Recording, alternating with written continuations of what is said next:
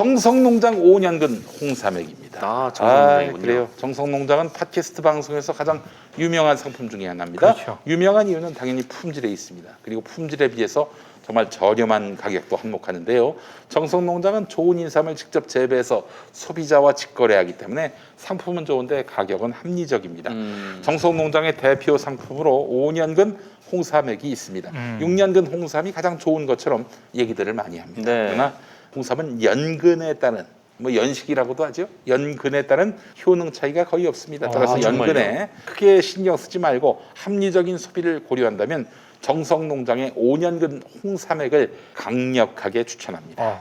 자, 정성농장은 100% 국내 홍삼만을 원재료로 합니다. 홍삼 본연의 맛과 향을 즐기기 위해서 당분도 넣지 않았습니다.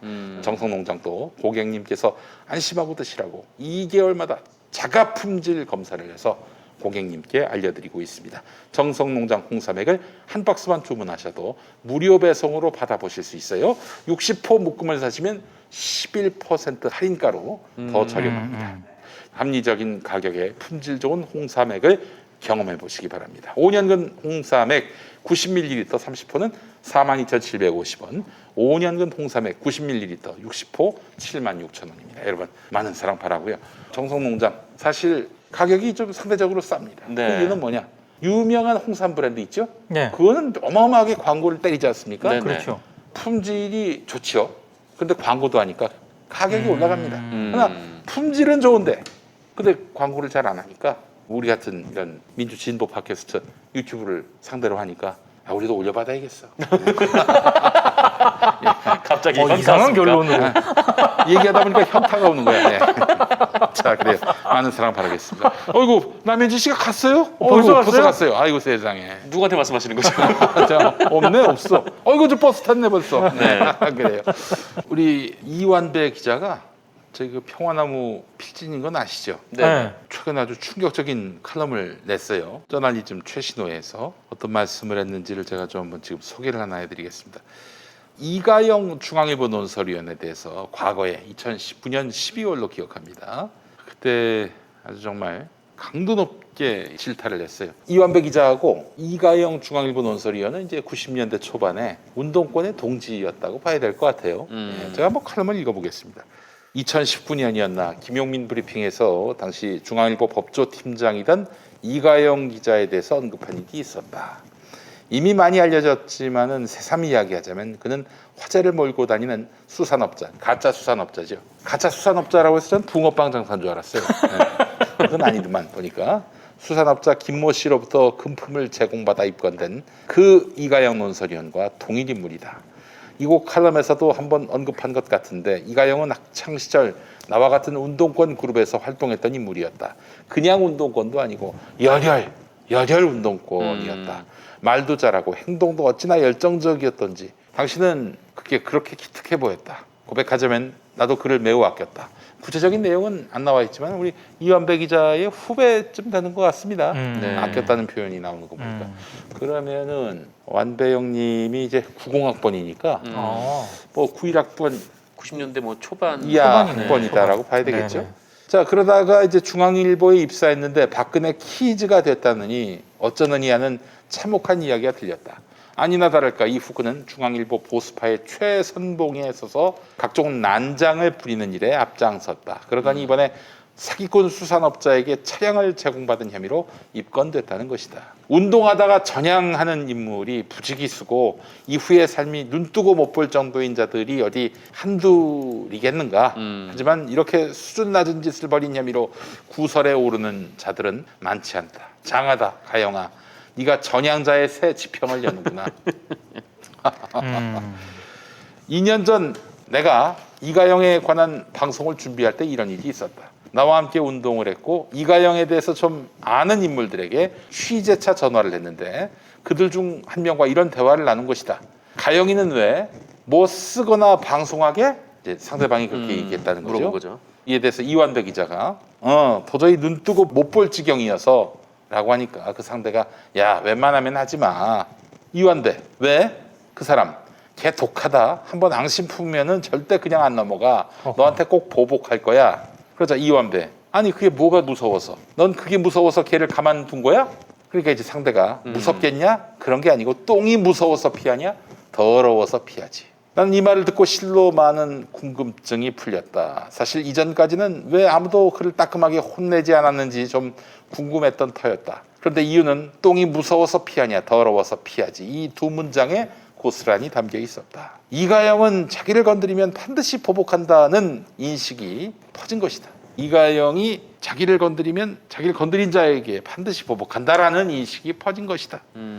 그런데 꼭 그 보복이 무서워서가 아니라 그런 일이 벌어지는 자체가 성가신 것이다. 그래서 그런 자와 더 이상 엮이고 싶지 않다, 뭐 이런 이야기 아닐까. 이 이야기를 듣는 순간 나는 평판 전문가 데이비드 월러가 정립한 악마의 평판이란 개념이 떠올랐다. 그리고 나는 순간적으로 결심했다. 이가영에 관한 이야기를 방송과 글로 반드시 다뤄야겠다고. 그것도 아주 혹독하게 다뤄야겠다고 말이다. 왜냐하면 악마의 평판을 두려워하는 것이 바로 악마가 원하는 것이기 때문이다. 월러는 평판이 매우 강력한 사회적 무기라고 주장하는 학자다. 그런데 그의 주장 중 특히 흥미로운 대목은 좋은 평판뿐 아니라 나쁜 평판, 즉 악마의 평판 역시 일관되기만 한다면 매우 강력한 힘을 발휘한다는 것이다. 예를 들어보자. 베르세르크라는 사람들이 있었다. 고대 북유럽에서 악명을 떨쳤던 바이킹들이다. 이들은 전쟁을 할 때 늑대 가죽을 뒤집어 쓰고 싸웠는데 베르세르크는 갑옷도 입지 않고 앞으로 돌격해서 마치 미친 개나 늑대처럼 방패를 물어뜯었으며 그 힘이 곰이나 들소 같고 사람을 단 한 번의 공격으로 죽였으며 불도 쇠도 그들에게는 통하지 않았다라고 기록됐을 정도로 강력함을 자랑했다. 그런데 이런 베르세르크들이 꼭 지켰던 원칙이 있다. 자신들에게 도전하는 부족은 반드시 절반 이상을 몰살시키는 것이 그것이었다. 심지어 굳이 그렇게까지 할 필요가 없는 전투에서조차 그들은 상대의 절반을 반드시 무참히 살해했다. 왜 굳이 이렇게까지 잔인했을까? 바로 악마의 평판을 유지하기 위해서였다. 베르세르크는 우리가 세상에서 제일 잔인하다. 우리에게 도전하면 무조건 부족의 절반은 죽는다. 그러니 우리에게 감히 도전하지 말라는 평판을 유지하기 위해서 이 잔인한 짓을 계속한 것이다. 이 두려움이 쌓이면 웬만해서는 베르세르크에 도전할 수 없다. 그래서 월러는 이런 악마의 평판 덕에 베르세르크는 평화를 표방하는 집단보다 훨씬 더 많은 부와 영토를 확보할 수 있었고 더 오랫동안 부귀영화를 누렸다고 평가했다. 월러가 든 또 다른 예는 20세기 초 미국을 장악한 범죄 조직 마피아의 전통이다. 마피아들은 조직에 가입할 때 우리가 몸담은 조직에 대해서 어떤 이야기도 경찰에 발설하지 않는다는 것을 맹세한다. 심지어 라이벌 조직에 대한 일도 경찰에서는 절대 풀지 않는다. 치고받아도 자기들끼리 치고받아야지 경찰의 도움을 받아서 마피아 사회를 오염시키지 않는다는 게 그들의 철칙이었다. 만약 이를 어기는 조직원이 있다면 반드시 죽인다. 여기서 중요한 것은 반드시라는 대목이다. 이 철칙은 어떤 경우에도 예외를 두지 않는다. 나는 1997년 이후 이가영과 교류가 전혀 없어서 그가 어떤 과정을 거쳐서 변절했는지 잘 모른다. 다만 한 가지 짐작하는 게 있다. 수많은 선배들과 동료들이 그를 건드리지 못했던 이유는 그가 나를 건드리면 가만히 있지 않는다라는 악마의 평판을 유지했기 때문이란 점이다. 가능성은 크지 않지만 선후배나 동료 중 누군가가 그를 따끔하게 야단치고 질타했다면 이가영이 사기꾼 수산업자로부터 뭔가를 주워먹어 구설수에 오르는 참담한 일은 벌어지지 않을 수도 있었다. 하지만 나를 포함한 어느 누구도 그러지 못했다. 똥이 무서워서 피하는 게 아니지 않냐라는 핑계를 대며 말이다. 이 처참한 일에 나 역시 책임이 없다고 말할 수는 없다. 그래서 새삼 머리에 새긴다. 똥은 피해야 하는 존재가 아니라 치워야 하는 존재라는 사실을 말이다. 그 똥을 방치하면 악취와 병균만 쌓인다. 그리고 세균 확산을 열망하는 똥은 그런 악마의 평판을 원한다. 그래서 더더욱 똥이 더럽다고 피해서는 안 된다는 것이다. 여기까지입니다. 저도 뭐 이렇게 변절하는 사람들 보면은 변절해서 몸담은 곳 거기서 네. 정말 개걸스럽게 충성하는 모습을 너무나 많이 봅니다. 왜 그러겠어요? 자기가 저쪽에 있다 이쪽으로 넘어왔으니까 이쪽에서 뿌리를 내리기 위해서는 연락에 그렇죠. 열심히 적응을 해야 되는 것이고 그 적응의 방법은 이거죠. 자기가 몸담았고 동지들이 많이 있는 지역을 향해 침을 뱉고 비난하고 그래서 악마의 평판을 받고자 하는 것 아니겠습니까? 인간이 비열해지면 이렇게 되는 거예요. 예. 슬픈 이야기입니다. 슬픈 이야기예요. 지금 누구 얘기입니까? 이제 들어와서요. 이완배 기자님의 최근 칼럼 더럽다고 똥을 피해서는 안 된다. 그 평화나무 사이트 가시면 보실 수가 있고 저널리즘에 이번에 실렸습니다. 네. 예. 인간은 누구나 똥을 싸는데 음. 왜 자꾸 똥을 비하하는가? 그래요. 그렇죠. 똥은 그래도 유익한 면이 있습니다. 예. 필요가 될 수 있으니까. 네. 예. 그래요. 김엄마가 이상하게 변절하는 것이 아쉽네요. 제가 뭘 변절을 했다는 거죠? 변절하면 뭐 좀 좋은 일도 있고 방송 MC도 하고 뭐 이렇게 권좌에도 오르고 그래야 변절하는 거 아닙니까? 혹시 아니, 우리가 어디서 시식을 안 변절을- 해서 아 그런 차원의 변절이라면 누구로부터 변절을 했다는 수긍이 됩니다. 예, 그래요. 제가 출세하는 법 잘합니다. 제가 한번 알려드려 볼까? 내가 출세하는 방법. 일단 김어준을 막 씹으면 됩니다. 김어준을 씹으면 돼. 어? 있는 얘기 없는 얘기 다 씹어도 돼. 또 게다가 김어준은 자기를 비난하는 사람에 대해서는 그렇게 뭐 보복한다든지 뭐 이렇게 치사하게 그러지 않아요. 사람이 그 부분은 굉장히 대범하고 쿨해. 그렇기 때문에 형 미안해요. 내가 살기 위해서는 어쩔 수 없어요 하면서 막 김어준을 씹고 다녀봐.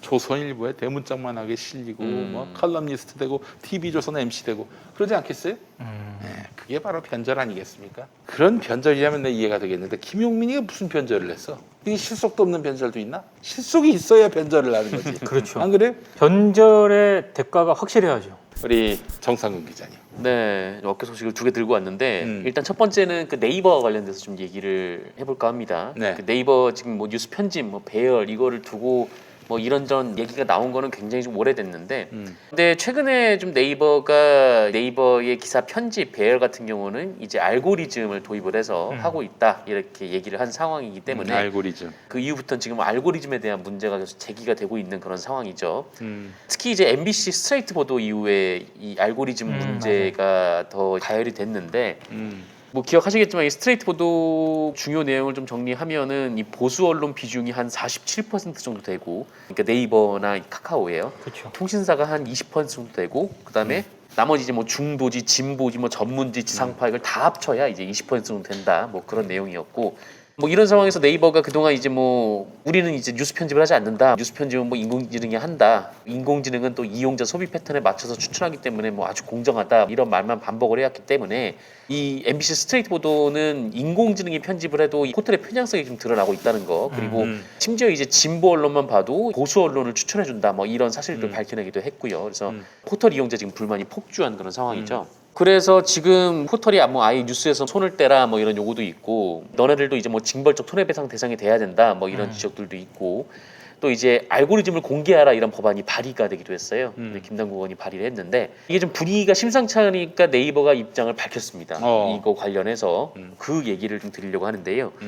네이버가 지난 21일에 자사 이제 공식 블로그에 뭐 Q&A 형식으로 올렸어요. 그러니까 나름 이제 알고리즘이 어떻게 돌아가고 있는지 또 알고리즘을 둘러싼 여러 가지 의혹이 있는데 여기에 대해서 네이버의 입장은 뭔지 뭐 자문자답 형식으로 이제 설명을 한 겁니다. 그래서 일단 그 네이버의 해명을 좀 그대로 전해드리면 일단 이 첫 번째 의문 인공지능을 과연 네이버는 어디에 지금 쓰고 있나 이 인공지능이 뉴스 편집을 어디까지 지금 하고 있나 이 부분에 대해서 이제 자문자답을 했어요. 그래서 네이버의 설명에 보면은 모바일의 마이뉴스 전 영역 그리고 PC 뉴스홈의 헤드라인 뉴스 그리고 모바일 PC의 섹션 그 뭐 정치 뭐 사회 뭐 이런 섹션들이 있잖아요. 여기에 이제 홈 상단에 헤드라인 뉴스 그리고 PC 우측 영역의 이 분야별 주요 뉴스 그리고 모바일 기사 본문 하나를 보면 함께 볼 만한 뉴스 이거를 이제 인공지능이 추천한다라고 밝혔습니다. 이 말은 곧 대부분의 사람들이 가장 많이 보는 것은 싸그리 다 인공지능이 추천하고 있다. 네 이렇게 보시면 돼요. 그럼 두 번째 의문 그럼 왜 대체 인공지능은 좋은 기사를 추천하지 않고 자꾸 이렇게 뭐 어뷰징 기사, 자꾸 그렇지. 뭐 이른바 좀 싸구려 기사를 추천하느냐? 이 부분에 대한 이제 네이버의 답은 이렇습니다.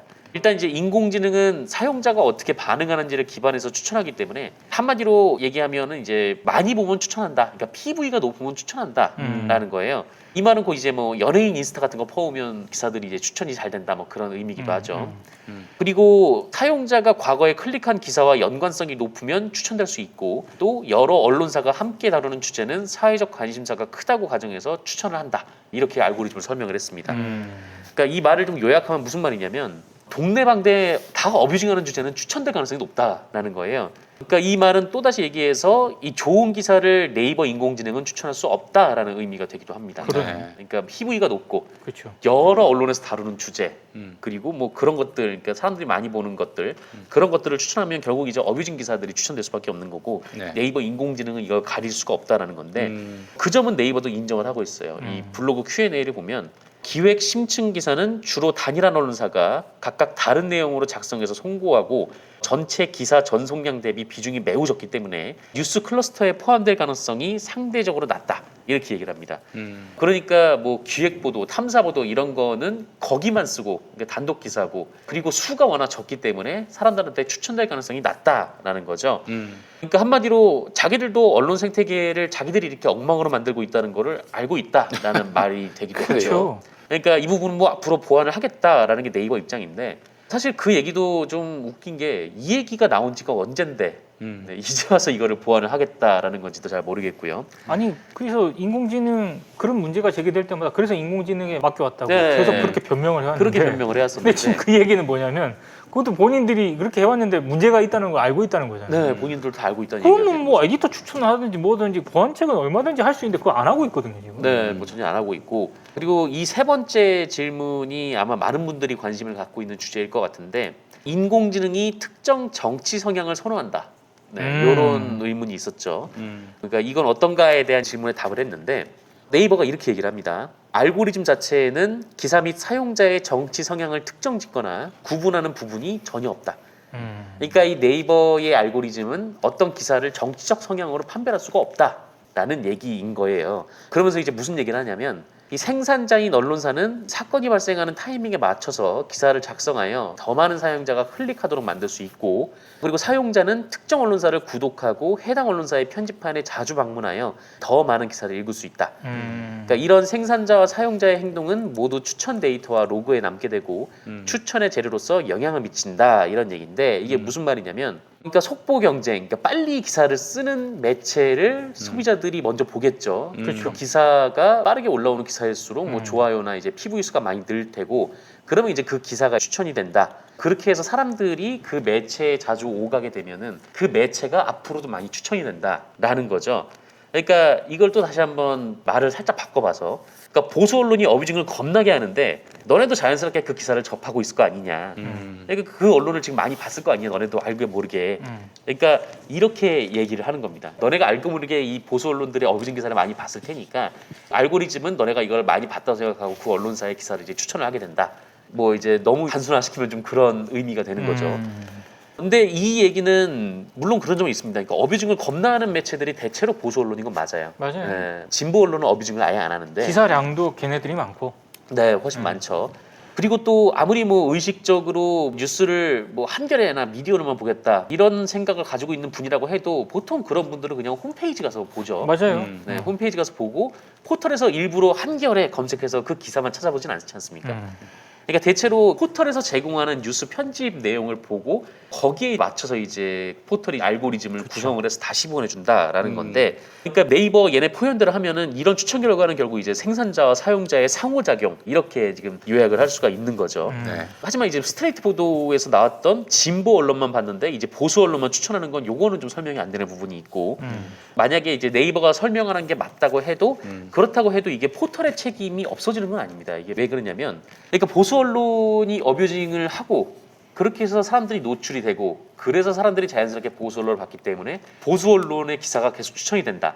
그러니까 이거를 좀 세 글자로 줄이면은 악순환인 거잖아요. 그러니까 악순환이고 네. 결국에는 이용자 니네들 때문에 네. 그런 거라는 취지잖아요. 결국 뭐 저는 그렇게 생각이 들 수밖에 없었는데, 그러니까 지금 이 포털은 자기들이 이 판을 벌려놓고 이 판에 사람들이 들어와서 악순환에 빠졌는데 자기들은 그 너네가 그렇게 들어와가지고 봤으니까 어쩔 수 없어라고 해명하는 거 아닌가. 맞아요. 네. 네. 지금 그런 생각이 드는 정말 거죠. 비겁한 변명이지 그게.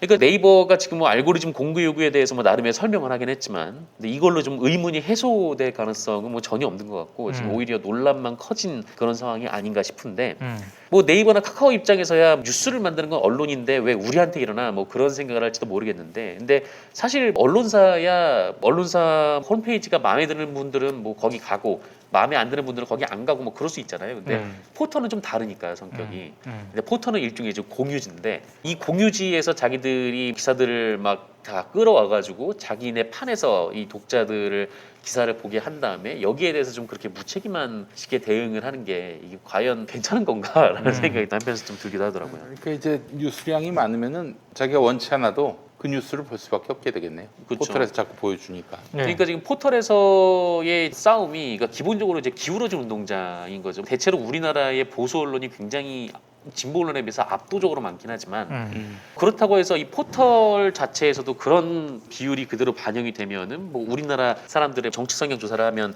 그래도 이제 보수 진보가 좀 균형을 이루고 있는 면이 있는데 그런 거와 상관없이 계속해서 이제 보수 언론을 위주로 기울어진 운동장을 구성을 한 상태에서 이 룰 자체도 기울어진 운동장에 맞게 룰을 구성을 하면은 결국 여론 지형이 계속 왜곡된 상태로 갈 수밖에 없는 거 아닌가.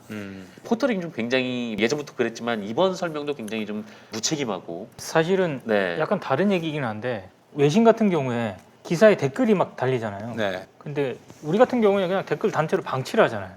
근데 외국 같은 경우에는 댓글에도 에디터스 초이스가 있습니다. 그래서 정말 훌륭한 어떤 그런 댓글 같은 경우에는 편집자가 의도적으로 메뉴에다 배치를 해버려요. 그런 식으로 이제 관리를 하거든요. 너무 지나친 거는 또 나름대로 조치를 취하고. 저는 포털이 좀 솔직해졌으면 좋겠어요. 문제가 생길 때마다 그러면 인공지능, AI 뭐 알고리즘 이렇게 해가지고 빠져나가다가 자 이제 이렇게 했는데 이게 우리가 손을 대서 그런 게 아니라 니네들이 많이 보고 이래가지고 계속 악순환이 되고 있다. 이게 말장난도 아니고 그러니까 편집을 최소한 인정을 하고 거기에 대해서 뭐 논쟁이면 논쟁, 토론이면 토론 이런 어떤 기준에 따라서 배치를 했다라고 저는 그렇게 했으면 좋겠어요. 진짜 예전에 이제 포털 뉴스 편집을 사람이 했던 때가 있었거든요. 네. 사람이 했던 때가 있었는데 그때도 굉장히 논란이 좀 많았죠. 뭐 네이버 평정됐다 막 그런 얘기도 있었고. 네. 그래서 그런 거 아니에요 지금. 네. 근데 지금 인공지능보다는 그때가 더 나았지 싶어요. 헐 나요 제가. 헐. 왜냐면은 제가 그때 굉장히 좀 뭐랄까요, 하여튼 굉장히 좀 왼쪽에 있는 매체에 좀 다니고 있었는데 포털의 서비스를 제공하지 않고 있었거든요. 근데 카카오에서 와가지고 여기 뉴스도 뭐 지금 여론 지형이 너무 매체들이 오른쪽으로 다들 쏠려 있으니까 왼쪽에 있는 매체들도 지금 만나보고 있다 뭐 그런 식으로 접근을 했던 적이 있었어요. 그래서 오히려 그렇게 누군가가 좀 기준을 가지고 하는 게 지금 오히려 낫지 않나 이렇게 인공지능 탓만 하는 것보다는. 그냥 그러니까- 저 제일 좋은 방법은 뉴스를 빼는 거죠. 뉴스를 빼는 거예요. 네. 구글처럼 그냥 지가 검색해가지고 보고 싶은 뉴스 검색하게 만들면 되는 거 아닙니까? 뭐 그거 어려워 이렇게 복잡하게. 그러니까 지금 이게 일종의 어떤 기득권이 형성되다 보니까 이 기득권을 내려놓기 싫어가지고 그러는 거야.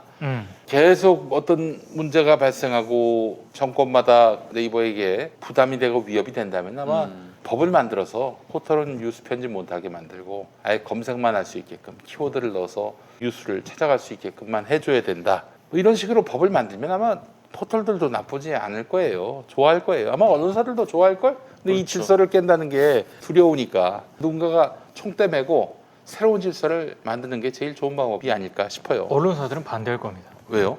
왜냐하면 페이지비가 엄청 빠져요. 그렇게 되면. 그래요? 그렇죠. 지금 네이버로부터 받는 돈도 상당하고 네이버나 카카오로부터. 일단 콘텐츠 전제로도 빠져야 되는 거고 그다음에 직접적으로 페이지 뷰가 사실상의 포털의 메인에 배치됨으로써 연동이 되면서 들어오는 유입량이 엄청나거든요. 근데 검색을 해서 만약에 들어간다. 그러면 일단 뉴스를 이용하는 유저들도 포털을 통해서 뉴스를 검색하는 게 어느 정도 이게 매뉴얼처럼 돼 있기 때문에 그게 익숙하지도 않고 아마 PB가 확 떨어지면서 광고 시장에도 엄청 요동을 미칠 거고. 그러니까 이런 연쇄적으로 파급되는 효과가 두렵기 때문에 포털 언론사 다 반대하는 거예요. 정치권도 이거 건드리기 싫은 거고. 그렇죠. 그래서 어떻게 보면은 이 포털에서 아예 그냥 뉴스를 다루지 못하게 하고 아예 그냥 뭐 검색도 되지 않게 하고 뉴스를 보고 싶은 사람은 각자 언론사 홈페이지에 가되 또 그렇게 하면은 너무 한쪽 그 좀 대형 언론사에 편중되는 부분들이 있다 보니까 이 만약에 공영 포털을 만든다면은 뭐 20인 이하 이 언론 사업장에 몇 개 이렇게 품질 좋은 기사들을 받아서 이렇게 운영을 하는 방식이 또 어떨까 생각도 좀 들고. 예. 많은 분들이 지금 포털에서 뉴스를 소비하는 것 자체를 지금 바꾸지 못하면은 결국 이 포털 문제는 해결되지 않을 것 같다는 그렇죠. 생각이 강하게 좀 들어요. 그래요. 좀 그만합시다. 이제 좀 언론 시장을 좀 정상화 시켜야지. 근데 사실은 국가와 공공이 의지만 있으면 이 질서를 평정할 수가 있어요. 전 다음 대통령 중에 포털을 정상화할 의지가 있는 사람은 말만이 아니라 의지가 있고 실행에 옮기겠다라는 사람을 밀 생각입니다. 이렇게 얘기하면 내가 또 어느 후보를 특정하게 밀지 않는다라는 이미지가 굉장히 높아지지 않겠습니까? 아, 네. 다 보입니다. 그 전에 어떤 대선 주자가 오셨는데 눈에서 하트가 나온 것 같은데. 다 보입니다. 그래요? 알겠습니다. 오신 대선 주자가 두 분이기 때문에 아, 네네. 특정이 안 누구라고 되는 말씀도 안 걸로. 드리겠습니다. 예, 네네. 예. 특정이 안 돼서 그 중에 한 다행입니다. 분은 제가 요 종전 방송에서 같이 방송을 하고 왔습니다. 그래요. 추미애 후보 오늘 나오셨어요. 네네네. 예. 근데 그 이번에 상임위 배분한 거 보니까 음. 언론 개혁 잘 안 되겠던데 문체위가 지금 국내 야당으로 넘어갔고요. 그러면 여러 가지 언론 개혁 법안들을 위원장이 야당이기 때문에 음. 국회의장이 직권상정하지 않으면은 진짜 나쁜 놈들입니다. 본회의 상정이 안 네. 됩니다. 아니 근데 진짜 이상한 게 계속 김대중 정부 전까지는 이 법사위원장을 늘 여당이 맡아왔잖아요. 근데 김대중 정부 때부터 야당이 맡아오던. 그러니까 법사위원장도 내년 하반기 때 이제 그렇게 되는 거고 이번에 문체위는 당장 8월부터 바뀌어야 되거든요. 그러면 당장 눈앞에 언론개혁 법안들이 그렇죠. 이게 상임위 통과하기가 쉽지 않아요. 그러면 뭘 어쩌자는 건지 이게 의지가 있는 건지 잘 모르겠습니다. 저는. 알겠습니다. 송영길, 윤호중 의원도 이번까지만 하시고 보니까 정치가 너무 낡아졌어요. 너무 낡아졌고 노회했고 다른 무엇보다도 자기 지지자들 앞에서 솔직하지 못한 행태를 보이고 있어서 이 사람은 더 이상 정치를 하면 안 되겠구나 하는 생각이 들었고요. 그 정도로 충분히 할 얘기는 다 한 것 같아요. 더 이상 뭐 정치권에 있을 필요가 없다. 예. 지금 하도 어이가 없어서 제가 웃었는데 네. 우리가 국물 없는 기자회에서 줄곧 언론기업 입법이라든가 이런 거를 강력히 얘기를 해오지 않았습니까? 근데 제가 봤을 때 이게 가능성이 희박해졌거든요. 웃을 일이 아니네요 지금. 그렇죠. 어처구니가 없긴 합니다만. 네, 정말 어처구니 없는 일입니다. 자, 어제도 우리 저 빤스 목사님께서 교회에서 집회를 여셨습니다. 어제도요? 아, 예. 150명 모아놓고 이거 뭐 보란 듯이 어긴 거죠. 본인 공화국이 있나 봐. 아니 이제 이 사람은 지금 자기 어떤 세가 과거와 같지 않으니까 2019년 12월 말로 공식적으로 자유한국당하고 결별을 했어요. 황교안에 자유한국당하고 그 뒤로 1월부터는 자기가 만든 당 기독자유통일당을 밀어달라 막 그렇게 얘기하고 다녔던 거 아닙니까? 하도 선거 개입해서 결국 구속됐고 그 뒤로는 이제 뭐 거의 내리막길을 타고 있는 상황이고 코로나 이후로는 아주 뭐 국민의 공적이 되면서 더 이상 새가 붙지 않으니까 이제 극한의 투쟁을 벌이는 거지. 그래서 나 잡아가라 이런 식으로 지금 나오고 있는 거고.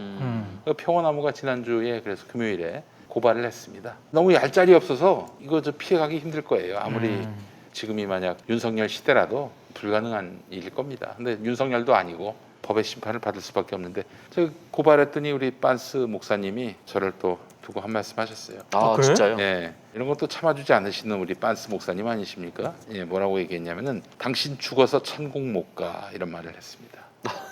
당신 죽어서 천국 못 간다. 거기서 당신이 김용민 PD요? 김용민 씨예요, 김용민 씨. 김용민 씨가 이 말씀에 또 너무 감사해서 정말 우리 사회에서 나를 알아주는 사람은 빤스 목사밖에 없습니다. 방송에서도 신문에서도 내가 그 YTN에 사장 지원했는데 네. 비웃음거리로만 소화를 하고 근데 정말 저를 진심으로 경외의 대상으로 삼아주시는 분들이 빤스 목사님밖에 없어요. 나는 얼마나 감사한지 모르겠어. 우리 저 권지현 센터장께서 나를 욕했다라면서 김용민을 욕했다면서 저한테 말씀해 주시더라고. 네. 나는 이분한테 화가 나는 게 아니라 너무 감사해요. 야, 나를 이렇게 인정해 주는 사람이 있구나. 정말 너무너무 감사했고 아마 이 양반도 내가 고발을 해서 나한테 고마웠을 거야. 자기 존재감을 확인할 수가 있었을 테니까. 그래서 너무 감사한 마음을 잊지 못해서 서로 감사하고 있습니다. 네, 그래서 이번 주 금요일에 또 고발합니다. 너무 만나고 싶어서 법정에서 만나려고.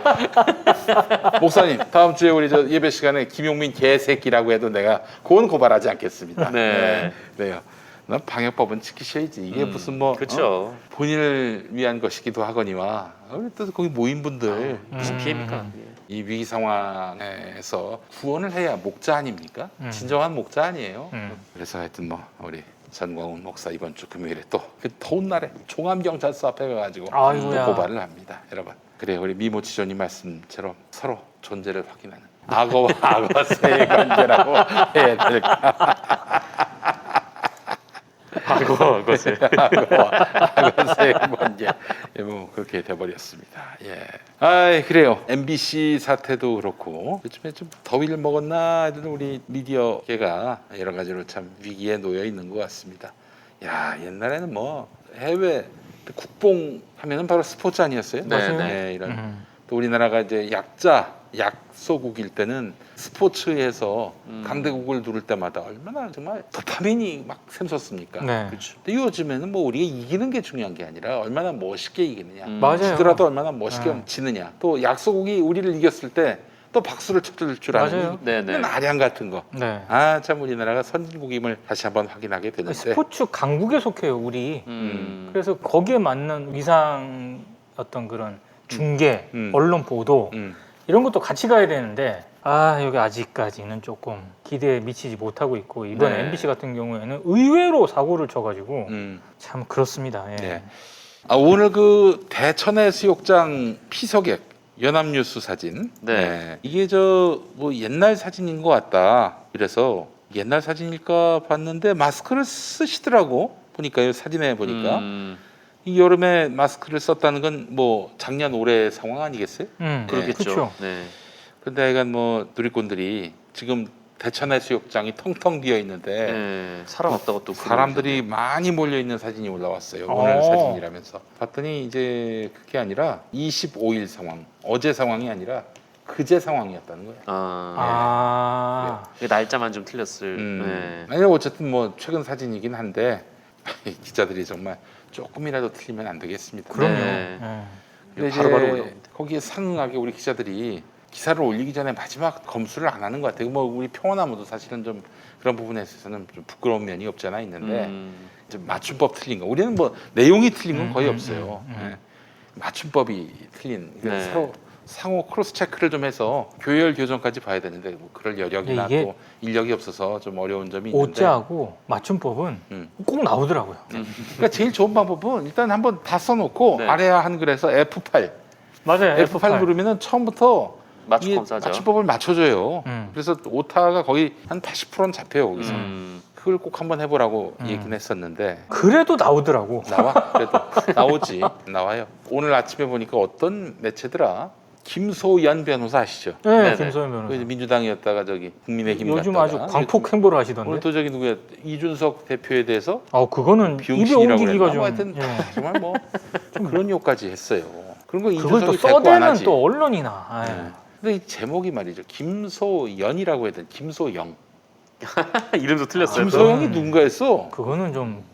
근데 그런 게 너무 부지기수예요. 음. 아니 요즘 그 포털에서 가장 많이 빨리 우선적으로 기사가 올라가야 사람들이 많이 선택한다는 이 점 때문에 기자들이 일단 막 올리고 나중에 남모르게 수정하고 이러는 것 같은데 수정하지 않고 완성문을 올릴 수 있는 훈련을 좀 해야 되지 않겠는가.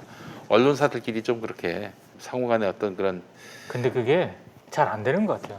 저도 네. 주말에 이렇게 뭐 기사 검색하다가 정치 관련 하여튼 뭐 급하게 속보를 친 것 같아요. 근데 뭐라 했다고 주장했다 이건데 그 포털에 전송된 기사요. 주, 자, 이응, 헷 이렇게 아이고, 이게 그대로 나간 거예요. 이게. 주자 이응했다. 예.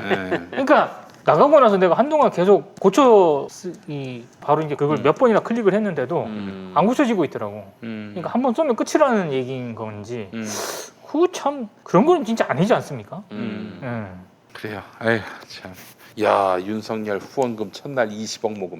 네 이럴 줄 알았습니다. 이렇게 돼 있어요. 이쪽은 또 돈이 많기 때문에. 이 정도는 뭐죠? 그 지지율이 얼마인데요? 근데 이제 중요한 거는 예를 들면은 소액 후원자가 얼마나 되는지 맞아요. 그걸 이 파악해야죠. 부분이야. 이렇게 봐야 돼. 이재명은 95%가 소액 후원자라고 하지 않습니까? 네네. 이런 게 값진 거지. 뭐 예를 들면 부자들한테 윤석열을 지지할 만한 그런 자본가들한테 20억이 돈입니까? 한 사람이 후원해도 그 정도는 나오겠네. 근데 참 안타깝네. 20억 모금해서 돌려받나요? 돌려받을 글쎄요. 거야 아마. 돌려받을 거야. 받겠죠? 돌려는 받겠지. 근데 뭐 후원금이니까요, 이거는. 근데 뭐 후원금으로 뭐 택도 없죠. 25억으로 선거를 동원하는 건. 그렇죠. 예. 하여간 참 뭐 그랬다는 소식이 있습니다. 아까 대천해수욕장 얘기가 나왔는데 옛날에 해변가요제라는 방송이 있었어요. 네. 강변가요제처럼 강변? 해변가요제라고 없어진 TBC에서 했었는데 네. 그 한 번은 여름에 해변가요제 가서 녹음을 했는데 세상에 녹음 버튼을 안 누른 거야. 행사가 끝났는데 네. 녹음 버튼을 안 누른 거야. 라디오 방송이었는데 네. 녹음 버튼을 안 그 누른 라디오 거야. 방송 해야 되는데요. 그 녹음을 했는데 다시 들어보니까 녹음이 안 돼 있는 거야. 어떻게? 그래서 부랴부랴 그 사람들 출전자를 다 모아놓고 인근의 그 다방에서 다방 문 열어놓고 하고 그리고 나중에 저 믹싱할 때 바다 파도 소리, 갈매기 소리 이거 집어넣어가지고 라디오니까 알 수가 없지. 네. 그렇게 해서 방송이 나갔지. 그랬더니 뭐 국장이 막 박수를 치면서 야 어떻게 이게 사운드를 잡았어? 이제 파도 소리하고. 와, 현장에 있는 것처럼 파도 소리가.